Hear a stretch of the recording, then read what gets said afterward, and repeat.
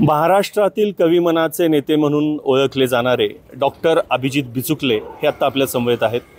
त्यांनी सातारा लोकसभा मतदारसंघ असेल, सातारा विधानसभा मतदारसंघ असेल, या सगळ्यातनं निवडणुका लढवलेल्या आहेत। आता पुन्हा एकदा ते सातारा लोकसभेची निवडणूक लढवणार आहेत।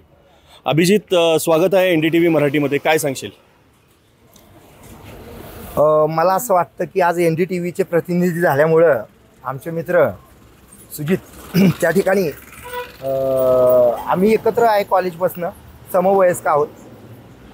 डॉक्टर आदिती गोवित्रेकरला विश्वसुंदरीला आपण एका प्रकाशन सोहळ्याला माझ्या पुस्तकाचे आणलं आणि तेव्हापासून आपण सगळे एकत्र आहोत।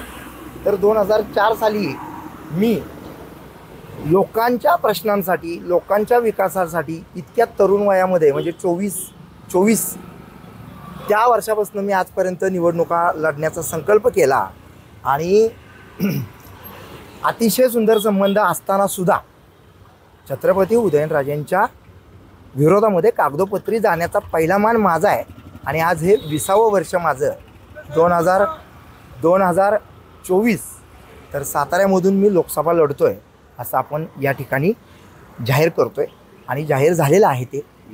आणि 19 तारखेला आपण 3 वाजायच्या आधी आपण आपला फॉर्म निवडणूक आयोगाला सादर करणार आहोत। अभिजित, तुझा संकल्प काय आहे? काय वारंवार तू कायम निवडणुका लढतोस, कशासाठी लढतो, का लढतो, असा हा प्रश्न अनेक महाराष्ट्रातील लोकांना वाटतो। काय सांगशील? लोकांना माहिती आहे का, लोकांनी लोकांसाठी चालवलेलं राज्य विश्वरत्न डॉक्टर बाबासाहेब आंबेडकरांनी संविधानाच्या माध्यमातून दिलं। मी त्यांचा विकास व्हावा म्हणून लढतो, पण लोक जर दारू, मटण आणि क्षुल्लक गोष्टींमध्ये मतदान विकणार असतील तर डॉक्टर बाबासाहेब आंबेडकरांनी सांगितलेल्या मतदान विकू नका ह्या तत्वांचा ते अपमान करतात। ह्या लोकांना लोकशाही कळते का? तुमच्या मुलांच्या घरी रोज पेटभर जेवण आलं पाहिजे। ही पोरं दुसऱ्यांच्या सतरंज्या उचलतात। आता कुठल्या फॅमिलीची मला नावं घ्यायची नाही महाराष्ट्रातल्या, ह्या 2-3 फॅमिलीनीच फक्त याच्यावरती राज्य करायचं का? ह्यांनीच गांडवायचं का?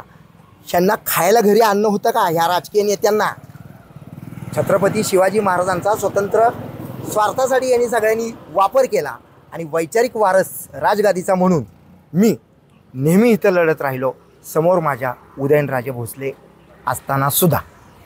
अभिजितने पूर्णतः स्पष्ट केलेलं आहे की मी छत्रपती शिवाजी महाराजांच्या वैचारिक गादीचा वारस आहे आणि त्या विचारांनाच एकनिष्ठ राहून पुन्हा एकदा 2024 या लोकसभेच्या निवडणुकीमध्ये अभिजित उतरणारा आहे। आणि ही निवडणूक उदयनराजे भोसले, शशिकांत शिंदे आणि आमचे मित्र डॉक्टर अभिजित बिचुकले यांच्यात होणार आहे।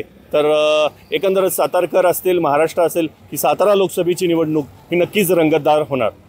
साताऱ्याहून NDTV मराठीसाठी मी सुजित आंबेकर।